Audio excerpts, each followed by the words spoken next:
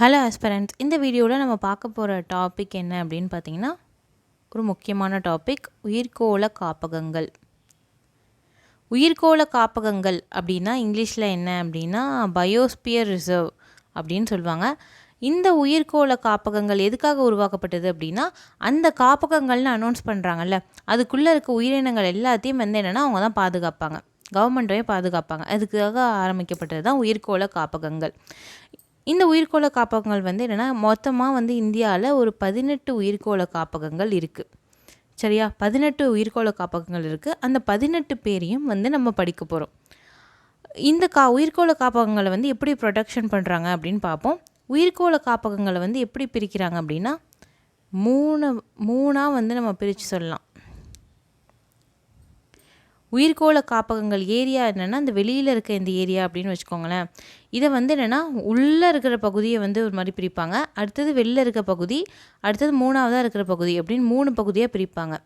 முதல்ல உள்ளே இருக்கிற பகுதி என்ன அப்படின்னு சொல்லுவாங்கன்னா கோர் ஏரியா அப்படின்னு சொல்லுவாங்க. அது பேர் இங்கிலீஷில் கோர் ஏரியா அப்படின்னு சொல்லுவாங்க.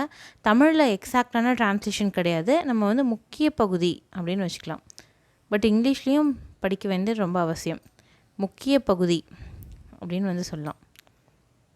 அடுத்தது என்ன ஏரியா அப்படின்னு பார்த்தீங்கன்னா பஃபர் ஏரியா அப்படின்னு சொல்லுவாங்க.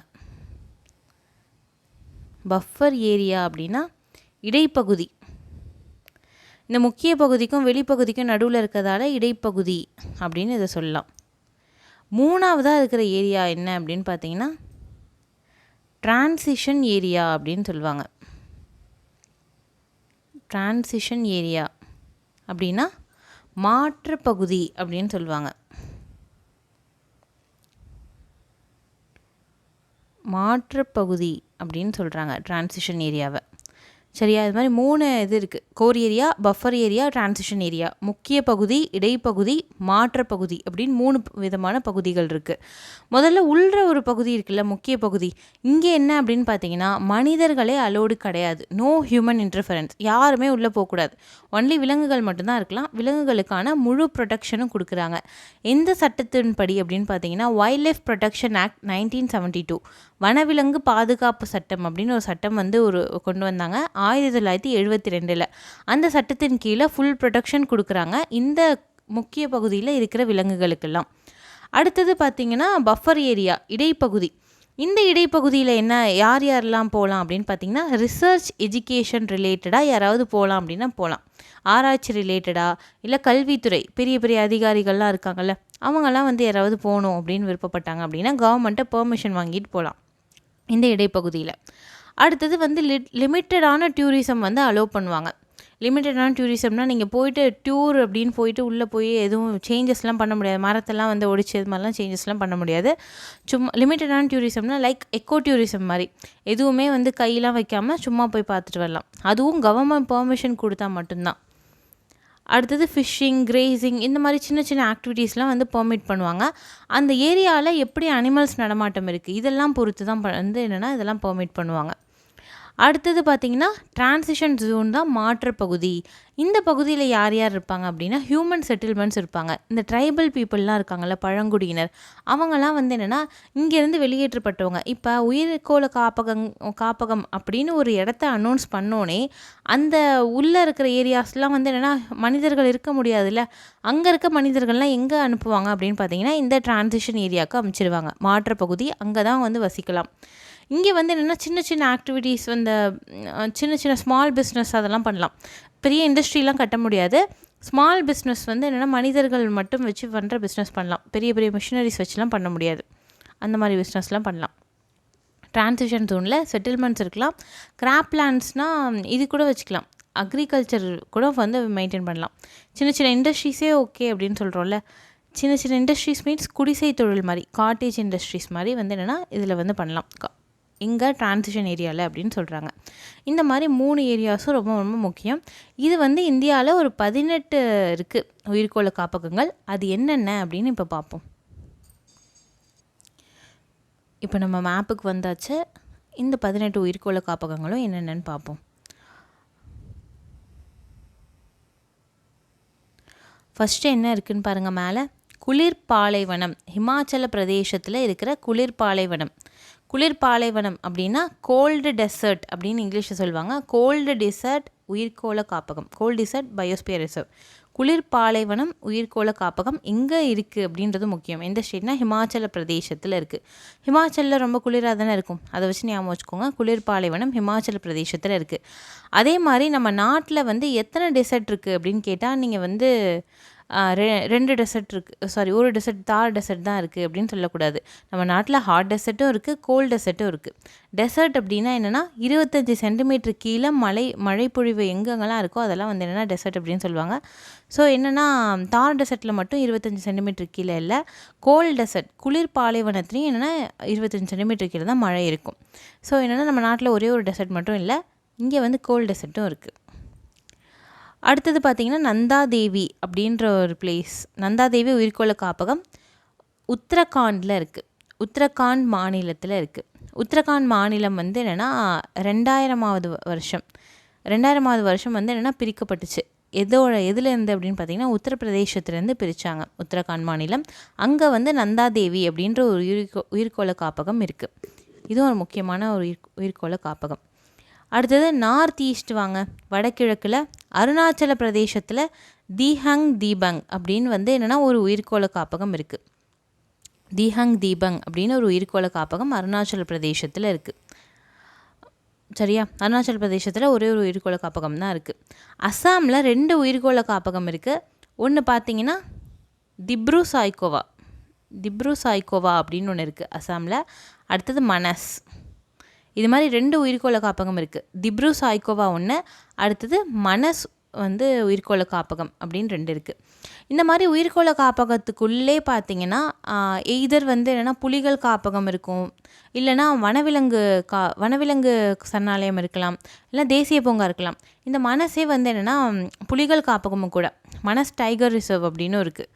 ஸோ என்னென்னா இந்த மனஸ் வந்து புலிகள் காப்பகமும் கூட. மனஸ், திப்ரு சாய்கோவா 2மே வந்து பார்த்திங்கன்னா அஸ்ஸாமில் இருக்குது. அடுத்தது பாருங்கள், கஞ்சன்ஜங்கா எங்கே இருக்குது அப்படின்னா சிக்கிமில் இருக்குது. கஞ்சன்ஜங்கா உயிர்கோள காப்பகம் சிக்கிமில் இருக்குது. கஞ்சன்ஜங்கா இன்னொரு விஷயத்தில் எது முக்கியம் அப்படின்னு பார்த்தீங்கன்னா, இந்தியாவிலே உயரமான சிகரம் எந்த சிகரம் அப்படின்னு பார்த்தீங்கன்னா கஞ்சன்ஜங்கா சிகரம் தான். ஆக்சுவலி உண்மையாக சொல்ல போனால் இந்தியாவிலே உயரமான சிகரம் பார்த்திங்கன்னா K2 காட்வின் ஆஸ்டின் அப்படின்னு சொல்லுவாங்க. அது வந்து என்னென்னா ஆனால் ஏன் அதை சொல்கிறதில்ல, கஞ்சன்ஜங்காவை நம்ம சொல்கிறோம் அப்படின்னு பார்த்தீங்கன்னா, அது வந்து இந்தியாவுக்கும் பாகிஸ்தானுக்கும் பிரச்சனையாக இருக்கிற பகுதியில் இருக்குது, அந்த காஷ்மீர் ரீஜனில் இருக்குது. ஸோ என்னென்னா K2 நம்ம காட்வின் ஆஸ்டின்னு சொல்லலை, நம்ம என்ன சொல்கிறோன்னா கஞ்சன்ஜங்கா தான் இந்தியாவில் உயரமான சிகரம் அப்படின்னு சொல்கிறோம். இது வந்து சிக்கிமில் இருக்குது, சிக்கிம் மாநிலத்தில். அடுத்தது வடகிழக்கில் இன்னொன்று நம்ம மிஸ் பண்ணிட்டோம், நாக்ரெக் அப்படின்னு ஒரு உயிர்கோள காப்பகம் இருக்குது. இது எங்கே இருக்குதுன்னு பார்த்தீங்கன்னா மேகாலயா ஸ்டேட்டில் இருக்கிற நாக்ரெக் அப்படின்ற உயிர்கோள காப்பகம் இருக்குது.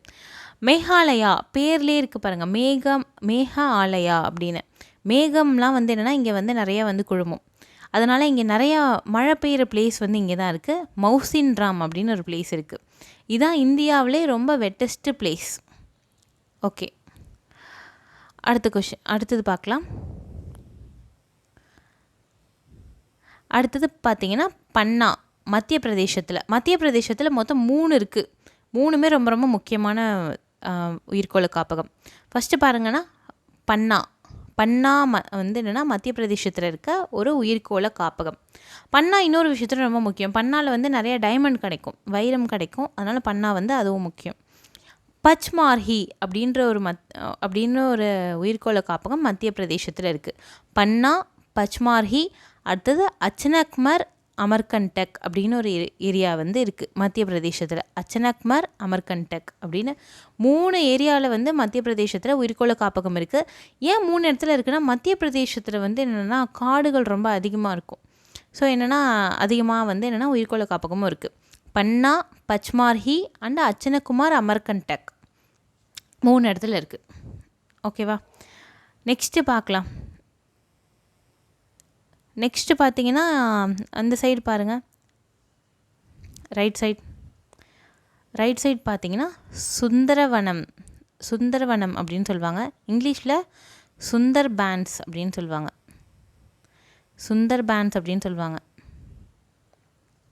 இந்த சுந்தரவனம் வந்து மேகாலயா கிடையாது, இது வந்து மேற்கு வங்காளம், வெஸ்ட் பெங்கால் சுந்தர்பனம்.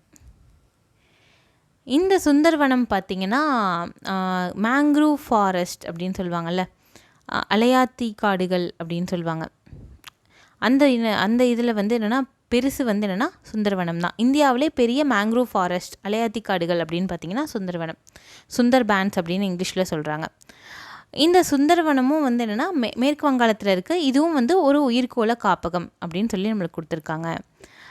அதுக்கு அடுத்தது பார்த்திங்கன்னா பக்கத்துலேயே ஒடிஷாவில் சிம்லிபால் அப்படின்ற ஒரு ஏரியாவில் இருக்குது உயிர்கோள காப்பகம் வந்து சிம்லிபால் அப்படின்னு ஒரு ரீஜனில் இருக்குது.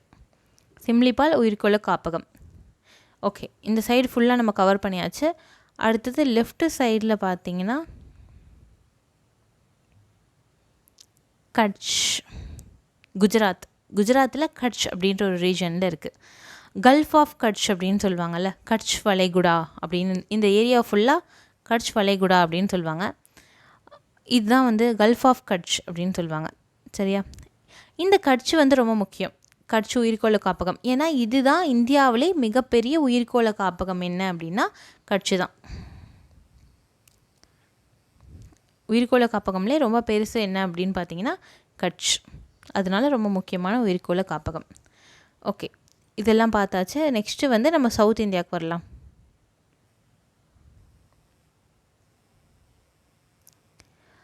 சவுத் இந்தியாவில் எங்கெங்கெல்லாம் இருக்குது அப்படின்னு பாருங்கள்.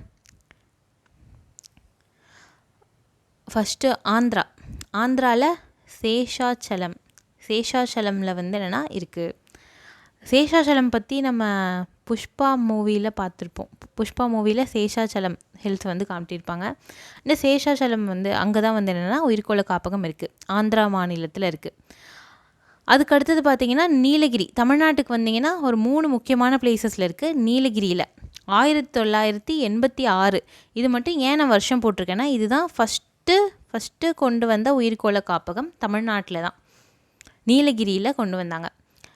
அடுத்தது பார்த்திங்கன்னா அகஸ்தியமலை தமிழ்நாடுக்கும் கேரளாவுக்கும் பார்டரில் இருக்கிற ஒரு ஏரியா அகஸ்தியமலை. இங்கே யானைகள் காப்பகமும் இருக்குது, அகஸ்தியமலை யானைகள் காப்பகம். சரியா? இதுவும் வந்து ஒரு உயிர்கோள காப்பகம் அகஸ்தியமலை அப்படின்றது. அதுக்கடுத்தது பார்த்திங்கன்னா மன்னார் வளைகுடா தமிழ்நாட்டில் இருக்கிற ஒரு இடம். இதையும் உயிர்கோள காப்பகமாக அனௌன்ஸ் பண்ணியிருக்காங்க.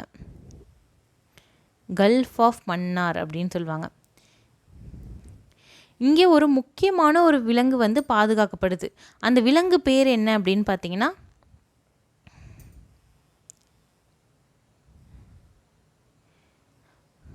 அந்த விலங்கு பேர் என்னன்னு பார்த்தீங்கன்னா சீ கவ் அப்படின்னு சொல்லுவாங்க. கடற்பசுவை வந்து இந்த மன்னார் வளைகுடா இந்த பகுதியில் வந்து என்னென்னா பாதுகாக்கப்பட்ட ஒரு விலங்காக வந்து இருக்குது கடற்பசு, சீ கவ் அப்படின்னு சொல்லுவாங்க. கூகுளில் சர்ச் பண்ணி பாருங்கள் சீ கவ்வை, நல்லாயிருக்கும் பார்க்குறதுக்கு. அதுக்கு அடுத்தது பார்த்திங்கன்னா லாஸ்ட்டாக ஒரு பயோஸ்பியர் ரிசர்வ் நம்ம பார்க்க போகிறோம், உயிர்கோள காப்பகம்.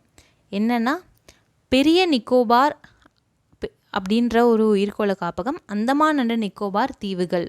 இங்கே பெரிய நிக்கோபார் உயிர்கோள காப்பகம் அப்படின்னு ஒரு காப்பகம் இருக்குது. அது வந்து எங்கே இருக்குன்னா அந்தமான் அண்ட் நிக்கோபார் தீவுகள் இந்த யூனியன் பிரதேசத்தில் இருக்குது. ஓகேவா? இது மாதிரி ஒரு 18 உயிர்கோள காப்பகம் வந்து என்னென்னா இந்தியாவில் இருக்குது. ஓகே, இப்போ 18 பேரையும் நம்ம பார்த்தாச்சு. இப்போ இன்னொரு முக்கியமான விஷயம் வந்து பார்க்கணும். இப்போ யுனெஸ்கோ இருக்குல்ல, United nation educational scientific and cultural organisation அப்படின்னு சொல்லுவாங்க. சயின்டிஃபிக் கல்ச்சர் இது மாதிரி நிறைய விஷயத்தை அனலைஸ் பண்ணி அவங்க என்ன பண்ணுவாங்க அப்படின்னா அது ரிலேட்டடாக இருக்க பிளேசஸ்லாம் வந்து என்னென்னா இவங்களே வந்து என்னென்னா ப்ரொடெக்ஷன் வந்து கொடுப்பாங்க. நம்ம நிறைய இடத்துல பார்த்துருப்போம், கங்கை கொண்ட சோழபுரம், தஞ்சாவூர், இது மாதிரிலாம் யுனெஸ்கோ சைட்ஸ் வந்து நிறையா இருக்குது இந்தியாவில். இதெல்லாம் நம்மளுக்கு தெரியும். இதெல்லாம் வந்து என்னென்னா அவங்களே பார்த்துக்கிறாங்க. அந்த டெம்பிள்ஸ் அந்த மாதிரி சைட்ஸ்லாம் வந்து என்னென்னா அவங்களே ப்ரொடெக்ஷன் பண்ணிக்கிறாங்க இப்படின்லாம் நம்ம கேள்விப்பட்டிருப்போம். அந்த மாதிரி வந்து என்னென்னா இந்த உயிர்கோள காப்பகத்துலேயும் வந்து 18 உயிர்கோள காப்பகம் வந்து இந்தியாவில் இருக்குது. இதில் 12 வந்து என்னென்னா அவங்க வந்து ப்ரொடெக்ஷன் கொடுக்குறாங்க 12 உயிர்கோள காப்பகத்துக்கு. இன்னும் 6 வந்து என்னென்னா அவங்களோட லிஸ்ட்டில் வந்து இன்னும் வரல. அந்த 12 என்னென்ன அப்படின்னு மட்டும் நம்ம பார்த்துடலாம். நெக்ஸ்ட் பார்க்கலாம். அந்த 12 என்னென்ன அப்படின்னு நோட் பண்ணிக்கோங்க. ஃபஸ்ட்டு நீலகிரி, அடுத்தது மன்னார் வளைகுடா. தமிழ்நாட்டில் இருக்க 3மே வந்து அந்த லிஸ்ட்டில் இருக்கும். அடுத்து பார்த்திங்கன்னா அகஸ்திய மலை.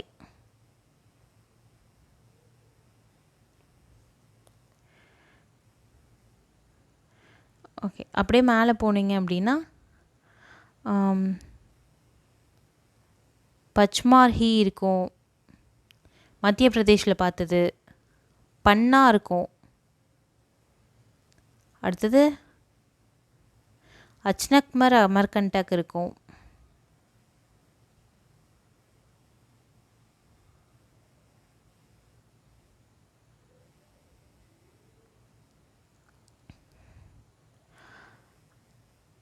அடுத்தது பார்த்திங்கன்னா நோக்ரெக். நோக்ரெக் நம்ம எங்கே பார்த்தோம் அப்படின்னா மேகாலயாவில் பார்த்தோம்.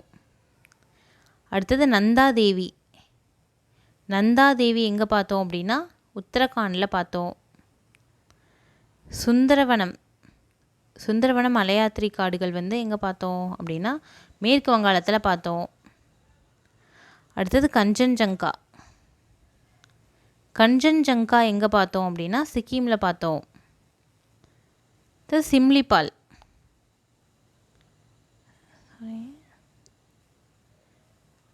சிம்லிபால் இது எங்கன்னா ஒடிஷாவில் பார்த்தோம்.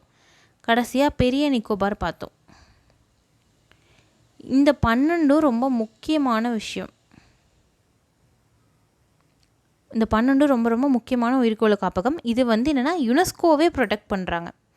அதனால் ரொம்ப ரொம்ப இம்பார்ட்டண்டான ஒரு விஷயம்.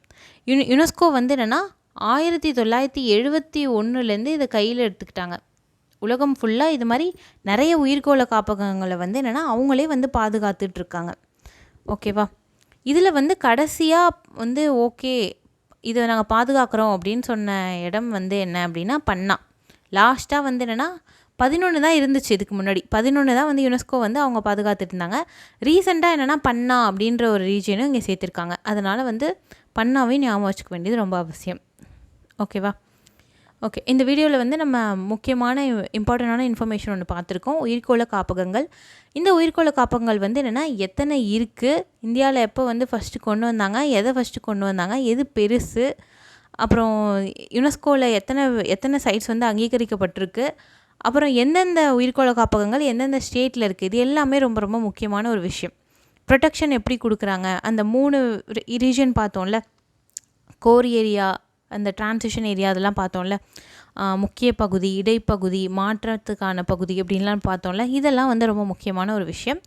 இதை ஸ்டேட்மெண்ட் பேஸ்டாகவும் கேட்கலாம், இல்லை வந்து டைரெக்டாகவும் கேட்கலாம். ஓகே, நெக்ஸ்ட் வீடியோவில் நம்ம இன்னொரு யூஸ்ஃபுல்லான இன்ஃபர்மேஷனோட நம்ம பார்க்கலாம். தேங்க்யூ.